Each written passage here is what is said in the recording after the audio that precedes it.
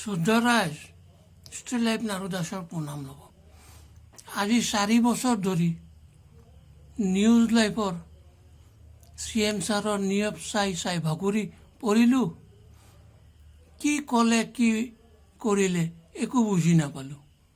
তাৰ কাৰণে কৈছোঁ, দয়ালু মহোদয়সকল, আপোনালোকে ইমান বেছি লেখা পঢ়ি কৰি আপোনালোকে ৰাইজৰ সেৱা কৰিব নোৱাৰে, এইটো জানিব।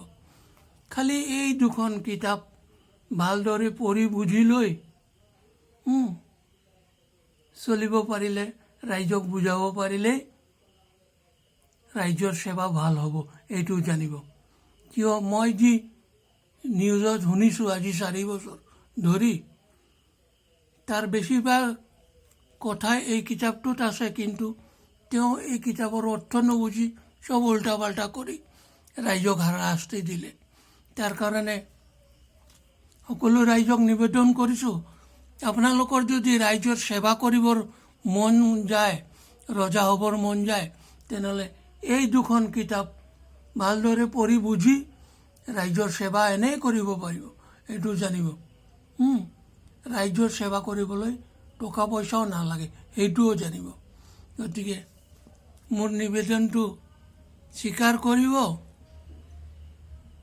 ৰাইজৰ সেৱা নকৰি ৰজা হোৱা মানুহ কেতিয়াও বিশ্বাস নকৰিব।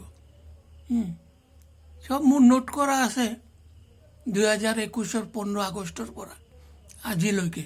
গতিকে ৰাইজ, আপোনালোকক অনুৰোধ কৰিলোঁ, আপোনালোকৰ যদি ৰজা নেতা হোৱাৰ মন যায়, তেনেহ'লে এই কিতাপ দুখন ভালদৰে পঢ়ি বুজি সেইমতে ৰাইজক ক'ব। ৰাইজে বুজি পালে আপোনাক এনেই ৰজা বনাই দিব।